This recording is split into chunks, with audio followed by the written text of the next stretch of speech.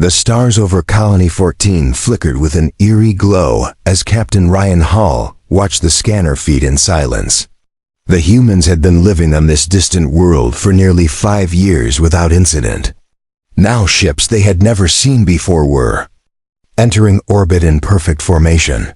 The command center buzzed with nervous chatter. No signals were received from the incoming fleet, no greetings, no warnings. Just silence and motion. Ryan felt the tension settle into his bones like ice. "Who are they?" asked Lieutenant Maris, his voice low. No one answered. The ships were larger than anything human tech had built. Smooth curves, pale blue hulls, almost like living metal. But what truly unsettled them was how close the ships hovered without firing. Suddenly, lights shut off across the base. The hum of life support systems fell quiet. Ryan drew his sidearm out of habit. Not because it would help. Just because humans never felt safe with empty hands. A single voice echoed through every speaker at once. "Calm. Female. Alien. You were warned. You trespassed. This land belongs to the Solari Empire." That was the first time anyone had heard the name. Before Ryan could reply, a beam of light slammed into the perimeter wall. Not an explosion, just a wave of force that knocked out the entire defense grid. The Solari had made their point. They could destroy everything in seconds if they wanted, but they didn't. They waited, they watched, and then they landed. There. Soldiers weren't machines or monsters. They were tall, elegant, silver-skinned beings with white hair and glowing armor. Each one moved like they had danced through war for centuries. The humans were captured without a single death. Ryan and his team were separated and taken aboard different vessels, but he didn't go to a prison. He was taken to a garden. A garden in the heart of an alien warship. It smelled like 1,000 unknown flowers. Trees glowed with soft light. Water floated in midair like dancing spheres. And in the middle of it all stood a throne made of gold-veined crystal. On it sat a woman who radiated authority with every breath. She introduced herself as Queen Netheria. Of the Solari Empire, she asked no questions. She made no threats. She simply studied him with eyes that glowed like violet fire. Her voice was calm, cold, and sharp like carved glass. "You were their leader?" she asked. Ryan nodded. "You have trespassed on royal grounds. And yet, I sense some Athingunual in you. You are not like the others. You carry guilt, but not fear." He didn't know what to say. The queen leaned forward. "Then perhaps you are worthy to speak. I did not order your destruction because I see a path forward. My daughter is of age. She will marry. I have chosen you." Ryan blinked. He thought he misheard. The queen raised one hand, and from behind the trees stepped a girl who didn't look like a soldier. Her silver gown shimmered in the garden's glow. Her white hair fell in waves over her shoulders. Her eyes were softer than her mother's, but just as bright. She looked at Ryan like she already knew him, like she had seen him in dreams. The queen spoke again. "You will treat her as your equal. If you refuse, your colony will be erased. But if you accept, peace will follow." Ryan's mouth went dry. The princess stepped forward, her voice like soft music. "I am Virelia. I chose you too." Her hand reached out gently, not in command but in hope. And that was what shook Ryan the most. Not fear, not power, but hope. His hand stayed by his side. His mind raced. This wasn't a war. This was something else. He had trained for enemies. Not for alien royalty asking for love in exchange for mercy. Ryan finally spoke. "Why me?" The queen stood, her presence overwhelming the entire garden. "Because you saw beauty even in defeat. Because you did not raise your weapon. Because my daughter dreams of someone who sees her, not her bloodline." The air felt heavy. He looked at Virelia again. Her gaze held no tricks, just warmth and fear of rejection. In that moment, Ryan realized this war never started with hatred. It started with protection. A mother guarding her legacy. A daughter longing for freedom, but Ryan didn't answer yet. He needed time. He needed to see if this was real. If Virelia truly wanted him, or if this was just another alien trap hidden behind beauty and gold. And so, the Queen gave him 3 days to decide. Captain Ryan didn't sleep during the first night on the Solari ship. He sat under the strange glowing trees of the royal garden, staring at the floating water orbs above him. They shimmered in the dim blue light, untouched by gravity. He kept thinking about the Queen's words, about the strange proposal, about the princess. Nothing made sense. Warships, forced peace, a royal wedding. It all felt like a dream wrapped in a threat. Back on Earth, problems were simple. Enemies pointed guns, not hands in marriage. Ryan had never trained for something like this.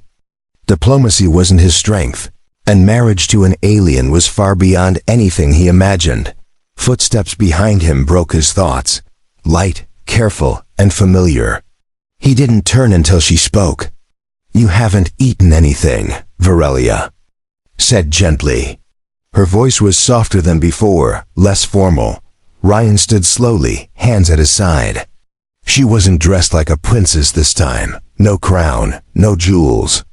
Just a smooth white robe that flowed behind her like mist. She looked less like royalty and more like a person. "I'm not used to eating in a garden full of magic," he replied. She smiled, and the tension in the air dropped just a little. "It's not magic," she said. "It's just how we shape nature. Your people use steel. We use light." He didn't know if that made him feel better or worse. He nodded, then asked, "Why did you agree to this?" "You don't even know me." Virelia looked away, her fingers brushing against a low branch as it glowed under her touch. "I've read your reports," she said. "I've seen your face through our records. I saw how you protected your people, how you refused to leave them behind. I saw someone who leads with his heart, not just his orders." He frowned slightly. "You chose me because I didn't run?" She shook her head slowly. "I chose you because you cared more about their lives than your own. That's rare among warriors, even among the Solari." Ryan sat down again, motioning for her to join him. She did, gracefully, her robe folding around her like mist. "So what happens if I say no?" he asked quietly. "Will your mother destroy us?" She didn't answer right away. "She won't destroy your colony," Virelia said at last. "But she won't protect it either. There are others watching. This system, others not as kind as her. If we leave, they won't. You've built something beautiful there. It deserves safety." Ryan rubbed his hands together. Everything came back to one choice, one impossible decision. Accept the Queen's offer and save thousands, or say no and risk everything. The worst part was he didn't even dislike Virelia. She was kind, honest, and far more human than any alien he had ever expected to meet. Her eyes were full of thought, her words careful. She didn't look at him like a prize. She looked at him like someone she wanted to understand. "Do you really want to marry me?" Ryan asked suddenly. "Or is this just something your mother made you agree to?" She looked surprised by the question. Then her expression softened. "She gave me a choice. I said yes." He watched her carefully. She wasn't lying. He had seen enough liars to tell. There was no hesitation, no hidden fear. Just quiet hope in her voice. That scared him more than warships ever could. Virelia stood again. "You have 2 days left. I won't ask again. But I hope you'll see me again before you decide." She turned and walked away, leaving the air warm and still behind her. Ryan sat alone for hours after that. No guards. No locked doors. Just the weight of a future pressing down on him from every direction. He wasn't sure if he was falling for her or just falling into a trap that felt too gentle to escape. Somewhere deep inside, something began to shift. Maybe it was curiosity. Maybe it was the idea of peace. Or maybe it was her eyes steady and searching that wouldn't leave his mind. Either way, He knew one thing already. He would see her again tomorrow. The second day began with silence and golden light filtering through the alien garden. Ryan woke early, unable to rest. His thoughts were a storm of questions and doubts. But above all, one face stayed in his mind, Virelia's eyes. Her voice.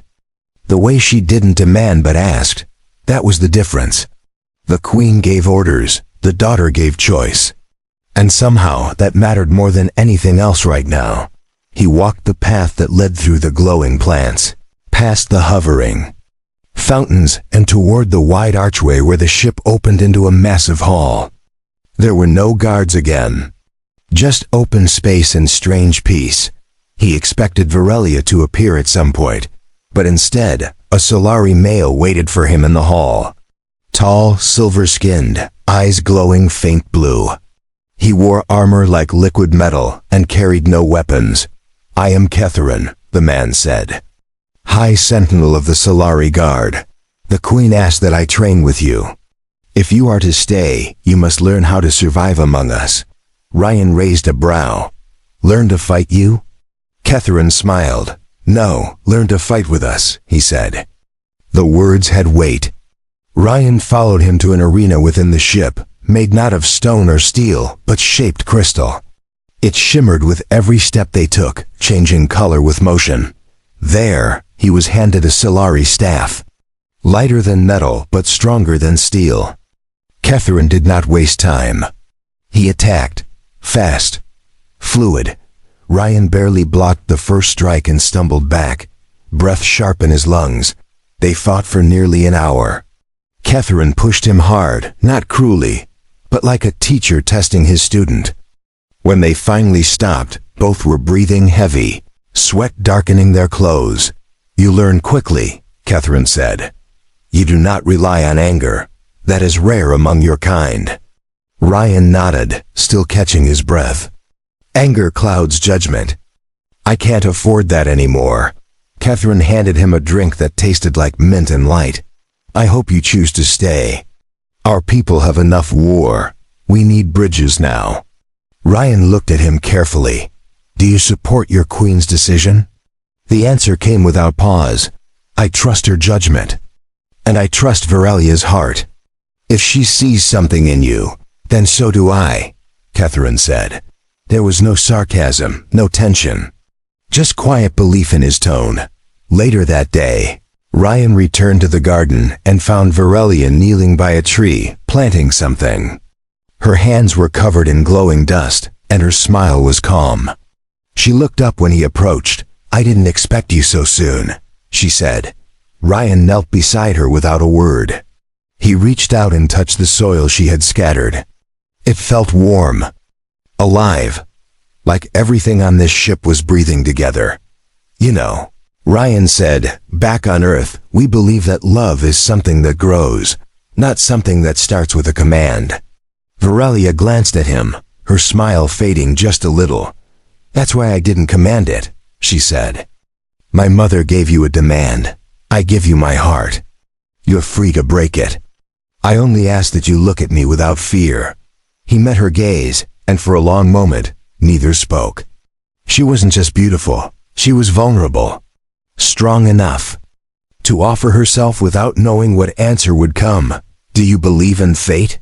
he asked. Virelia shook her head. "I believe in choice, in action, in people creating their own futures." Ryan smiled. That was the answer he needed. They walked the garden paths for hours, talking about human music, about Solari poetry, about cities made of light and worlds built underwater. Nothing political, nothing forced. Just two souls, speaking honestly. When they sat under the large blue leaf tree, she leaned against him slightly. Not in romance, in trust. And he let her. He didn't push away. He didn't pull her closer. He just stayed. "I never thought I'd meet someone like you in the middle of a war," he said quietly. She looked up, eyes shining. "Neither did I." That night, Ryan returned to his room. He didn't feel trapped anymore. He felt like he had been handed something impossible. A key to peace. A doorway to something better. but it still scared him. He stared at the ceiling until sleep found him without warning. Ryan stood before the Queen again, but this time it wasn't in the garden. He had been summoned to the royal chamber. The walls glowed with a soft golden hue, and strange vines moved gently in the corners like they were listening. Queen Netheria sat on her throne, her eyes steady, hands folded, and face calm. "You have spoken to my daughter more than once. You have trained with my guard. Now tell me, Captain, where does your heart stand?" she asked. He took a deep breath before replying, "I don't know where my heart is yet, Your Majesty, but I do know it's not afraid anymore." She raised one eyebrow, waiting, like a judge watching a witness balance between truth and lie. "I see," she said. "You still hesitate. You do not love her yet, but neither do you reject her. You must understand something, human. This is not only about my daughter. This is about our future with your kind." Ryan nodded slowly. "I understand. I don't want to make a promise I can't keep. I don't want to lie to her, or to you, but I do want to keep learning. I want to know what peace could look like between us." For a moment, there was silence. Then the Queen stood. The air felt heavier when she moved, as if the room bowed to her presence. "Very well, then your trial continues. There's one more step. You must go to the Heartstone with her." Ryan had heard the name before. Whispers in the halls. Sacred place. Forbidden to outsiders. He frowned. "Isn't that a temple?" The Queen nodded. "It is where truth cannot hide. It will show you both what lies beneath your words." Later that day, Varelia arrived wearing ceremonial robes, deep blue with silver patterns that glowed softly. Her hair was braided with jewels. She looked less like a princess now and more like something ancient and powerful. They boarded a smaller ship, one built for speed, not war. It flew over glowing valleys and bright rivers until it landed near a mountain shaped like a blade. At its base was a circular gate made of floating stones. Varelia took his hand as they stepped through. "Don't be afraid of what you see," she said softly. The air changed the moment they entered. It became thick with energy. The colors around them shimmered and bent. Inside the Heartstone chamber, light came from no source. It simply existed. The floor pulsed under their feet. In the center was a crystal sphere, and as they approached, it started to glow brighter. "Place your hand on it," Varelia whispered. "It reads emotion, intention, memory. It will not lie for you." Ryan hesitated, then pressed his palm to the crystal. It felt cold at first, then warm, then full of life. Suddenly, images burst around them. Memories. Not just his, but hers too. He saw his mother's face, his training, the war, the day he thought he'd die saving his team. Then he saw Varelia's childhood, her loneliness, her quiet rebellion. He gasped as emotion hit him like a wave, her fear of being used, his fear of being caged, her wish for love, his hunger for peace. They were different, yet so alike. Both born in places that demanded duty before desire. The crystal dimmed. Silence returned. But something had changed between them. Varelia looked at him not with expectation, but with understanding. She saw him, and now he saw her. He stepped back, hand shaking slightly. "I didn't know it would feel like that." She nodded. "That's why my people guard this place. It breaks down walls you didn't even know you had." On the way back to the palace, neither of them spoke. But their silence was not cold. It was full of thought. Ryan stared out the window, his reflection faint beside the stars. He didn't know what to say, and somehow that was all right. When they landed, Varelia turned to him before they parted ways. "If you never choose me, I will still respect your courage. But I hope that what you felt today brings you closer to truth." He watched her disappear into the palace hall, her steps quiet and graceful. Then he turned toward his quarters, mind spinning with the images still burning inside his heart. The truth was no longer something distant. It was now something he could feel. Ryan stood at the edge of the training ground again, but this time he wasn't here to spar. Catherine waited with 2 other Solari warriors, each dressed in ceremonial armor and standing in perfect stillness. "The Queen has announced her decision to the High Houses," Catherine said. "You are now a candidate for royal bonding. That title must be earned. This is your final trial before acceptance." Ryan nodded without flinching. He had already faced memory, emotion, and truth inside the Heartstone. What more could they ask of him now? But he knew the Solari didn't play games. Everything they did had purpose. "You will enter the trial garden," Catherine continued. "Inside, nothing is what it seems. It reads your fears, your regrets. It will not harm your body, but it will test your mind and your heart." Ryan stepped forward without a word. The gates opened, revealing a glowing forest wrapped in violet mist. As he entered, the sound of the world changed. The noise of the palace disappeared, replaced by whispers in a language he couldn't understand. The trees shifted as he passed them. Leaves curled, paths moved. He kept walking, guided only by instinct. Soon, he found himself standing before a younger version of himself, bloody and broken, holding a fallen comrade in his arms. The image spoke. "You failed. You didn't save him. How can you protect anyone now?" Ryan clenched his jaw, heart pounding. "I didn't fail. He chose to fight beside me. We saved others together." The image faded into mist. Next he saw Virelia, crying in silence. Her face was pale, her eyes empty. "You will leave me. All humans do. You will run back to your kind and forget me." Ryan stepped forward, voice steady. "If I leave, it won't be because I forget. It'll be because I'm not worthy. But I will never run." The mist thickened, and a third image appeared. Queen Netheria, standing over a burning Earth city. "This is the price of hesitation," she said. "Do you delay because of fear, or because you do not care?" Ryan shouted back, "I delay because I care too much to lie." The mist dissolved like smoke in the wind. A bright light broke through the trees, and a stone gate appeared. When Ryan stepped through, the garden behind him faded, and the real world returned. Catherine stood at the edge with the others, watching silently. "You made it through," he said. "The trial garden does not lie. It shows what hides beneath strength. You faced it without turning away." Ryan was guided to the ceremonial chamber. The Queen stood there with her advisors. Virelia waited at her side, eyes filled with quiet hope. Her robes shimmered like stars. Ryan bowed slightly before stepping closer. Queen Netheria raised her hand. "You entered as a visitor. You stood as a stranger. Now, you return as a possibility. The Solari accept you, if you accept us. Speak your truth now, before all." Ryan turned to Virelia, meeting her gaze. "I don't know what the future holds, but I know what I feel. You showed me trust. You showed me choice. You made me believe peace is worth more than victory.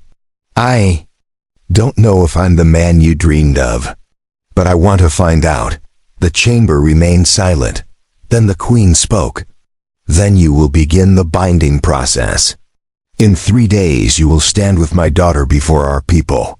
Until then, you are under my protection and hers." Later that evening, Ryan and Virelia sat alone in the same garden where they first met. The night was quiet. The stars above them looked close enough to touch. He didn't speak at first, and neither did she. Then she reached for his hand. "You didn't have to say yes," she whispered. "I didn't say yes," he replied. "I sighed. I wanted to try. That's the best I can offer right now." She smiled at him, and this time it wasn't filled with tension or pressure. "Just calm, just light.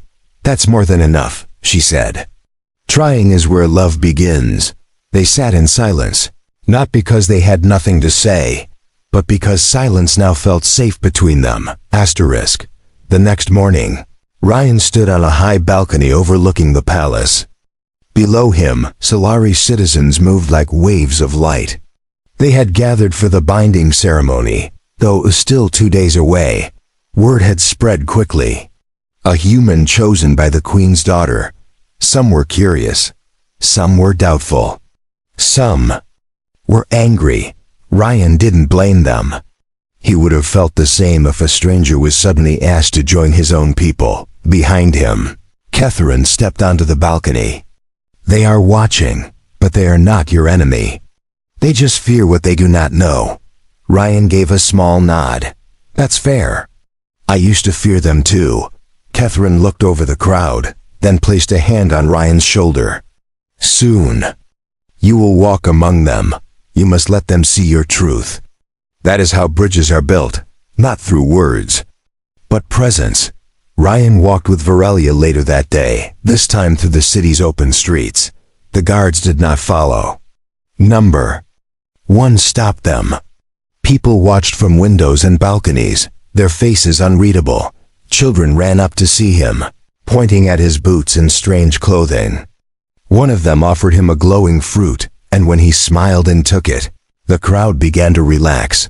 They're beginning to accept you, Varelia said quietly. They don't want perfection. They want honesty. They want to know you bleed. Like they do. Hurt like they do. Ryan looked around and saw people bowing their heads respectfully. Not in obedience, but in curiosity. The fear was still there, but it was weaker now. Replaced by something new.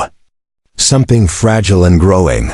That night, Varelia invited Ryan to a sacred chamber inside the palace. A place only the royal bloodline could enter. It was filled with floating stones, each marked with ancient Solari symbols. These are memories, she said. Each one holds the thoughts of those who came before. My ancestors, my mother, even my brother, who died during the First Contact War. Would you like to hear one? Ryan nodded. She touched a stone, and a voice filled the air. It was a young male, full of energy. We don't understand the humans yet, but I believe we must try. I saw a human soldier give his life for a wounded enemy. That means something. Varelia lowered her hand, and the stone dimmed. That was my brother.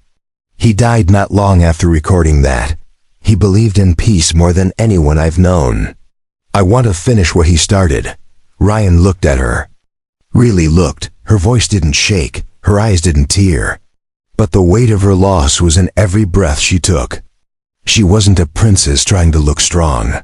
She was strong because she had lived through loss and kept going. I want to finish it too, Ryan said. For him, for your people, for mine, but mostly for you. The next day, Ryan was given the ceremonial robes of the Solari. Not armor, not cloth. It shimmered like starlight and wrapped around him without weight.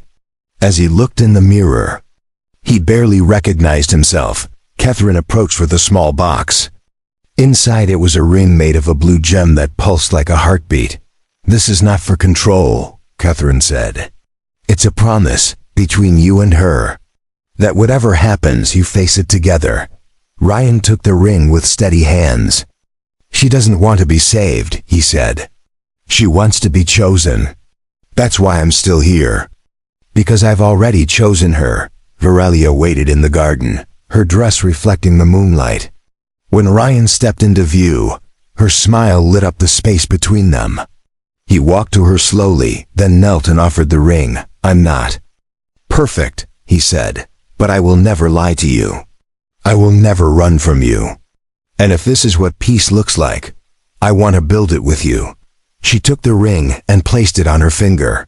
Then we build it together, she replied. In the stars above them, the Solari ships shifted into formation. But for the first time, it wasn't for war, it was for celebration. The day of the binding ceremony arrived, and the palace was filled with music that shimmered through the air like crystal rain.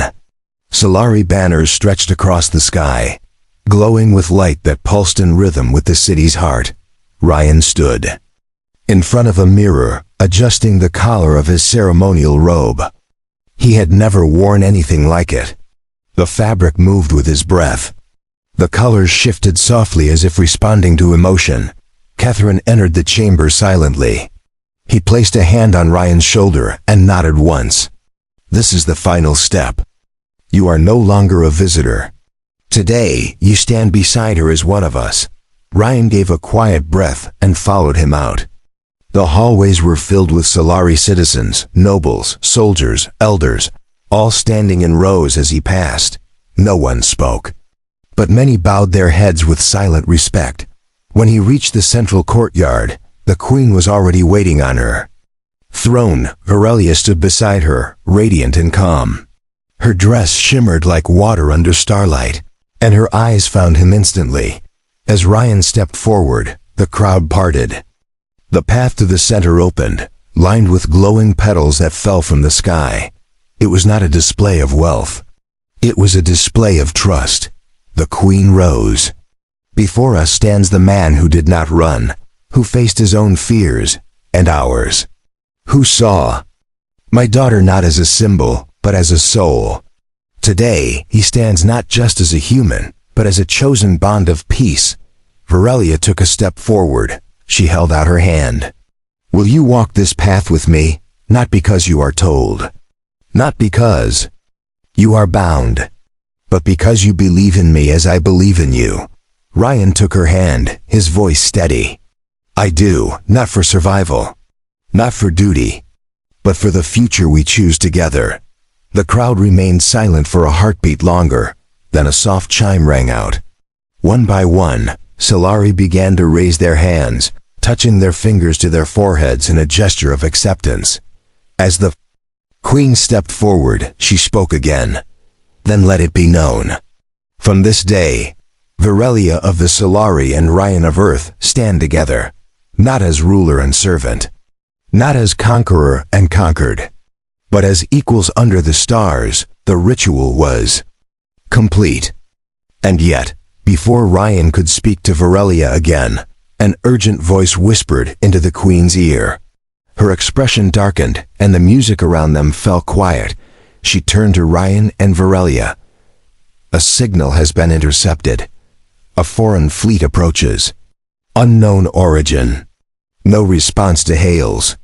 They enter our space with shields raised. The joy of the ceremony froze in place. Aurelia stepped closer to her mother. Do we know their intent? The queen's voice was cold. If they mean peace, they chose the wrong entrance. Prepare the fleet, but do not fire unless fired upon. Ryan felt the shift in atmosphere like a blade. Just hours ago, he was becoming one with a new people. Now he might have to defend them. Catherine handed him a communicator. If you choose to leave with your kind, now is the time. But if you stay, you may have to fight beside us. Ryan looked at Aurelia, then at the queen, then back at the sky where foreign shadows moved closer. I stay, he said. He and Aurelia followed Catherine to the command deck. The view from the window showed a fleet unlike anything Ryan had seen before. Jagged ships, red light pulsing from engines. Predatory design meant for war. The queen's voice echoed across the fleet. We are prepared to defend ourselves. Do not mistake our silence for weakness. There was no response from the foreign ships, but their formation began to change. Weapons powered up. The threat was clear. Ryan stood beside Aurelia and reached for her hand. No matter what came next, he would face it with her. Asterisk. The command deck was silent except for the hum of the systems and the slow beeping of approaching enemy ships. Red markers filled the screen, each one moving with precise and threatening speed. Queen Netheria stood at the center, surrounded by her advisors. Her face was calm, but her hands were clenched behind her back. Every eye in the room waited for her order. Hold fire, she said firmly. We do not strike first, not unless we must. Her words spread through the fleet instantly. Dozens of Solari ships adjusted position, shields up, weapons locked but silent. Ryan stood next to Aurelia near the tactical display. His heart pounded. But his voice stayed steady. They're trying to push us. Waiting for a reaction. This is a test, Virelia nodded slowly. They don't believe we'll stand together. They think fear will break us apart. That one side will run while the other fights alone. Catherine stepped forward. The enemy fleet is preparing a wide signal transmission. Likely a demand, or a threat. The Queen motioned for it to be received. Let them speak. And let all of us hear it. A voice filled the chamber, harsh, mechanical, unfamiliar. This territory is no longer yours. Surrender your technology and vessels. Resistance will end with fire. No name, no negotiation. Just a demand. Just power pressing down like a blade. The Queen took one step forward, her voice rising like thunder. We are the Solari. We do not bow. You will leave now, or face the unity of our hand. Ryan leaned close to Virelia. If this turns to battle, stay near me. She shook her head. No, we stay side by side, not behind. Not ahead. Together, the foreign ships inched. Closer, the Solari fleet held position. Every pilot, every soldier, waited for the first spark. But it didn't come from the sky. It came from the people. Across the city, civilians rose onto rooftops and balconies. They held up their hands, forming the Solari unity sign. It wasn't planned. It wasn't commanded. It was the voice of a people saying they would not be broken. Ryan stared at the screen. They're showing the invaders that this isn't just a fleet, it's a home, a family. And they will defend it. Something shifted in the enemy formation. A pause. A flicker. A sign of hesitation. It was small, but it was there. The Queen saw it too. They didn't expect this, she said. They expected fear. We gave them unity. One of the foreign ships powered down its weapon systems. Then another. Then 5 more. Within minutes, the entire fleet began to withdraw. No shots fired. No death. Just silence returning like a wave pulling back from the shore. The chamber breathed again, shoulders lowered. Tension eased. Virelia exhaled slowly, turning to Ryan. We didn't win because of weapons. We won because we stood together. Queen Netheria approached them both. Her expression, for once, was soft. You were not chosen for your strength. You were chosen for your heart. And now the galaxy has seen it. Ryan bowed his head. Thank you, Your Majesty. I didn't come here expecting peace. But I found it. And I'll protect it for as long as I live, she nodded. Then I have one last question, human. One you have not truly answered yet. Her voice dropped, gentle but clear. Why don't you love my daughter? Ryan turned toward Virelia. He took both her hands in his and met her eyes without fear. His voice didn't shake. Because she is too beautiful, not just in face, but in spirit. She sees peace where others see war. She gives hope where others give orders. She loves without condition. And I feared I wasn't worthy. Virelia smiled, her fingers tightening around his. Then stopped fearing. I never wanted perfection. I only wanted truth. He leaned forward and kissed her, and the chamber around them fell silent again. Not from shock, but from respect, a kiss of choice, of unity. Of something that went beyond borders and blood. Outside, the stars shimmered peacefully above the Solari capital. For the first time in years, no enemy lurked in the sky, only light. Only future, only calm. And at the heart of it, a human and an alien stood side by side.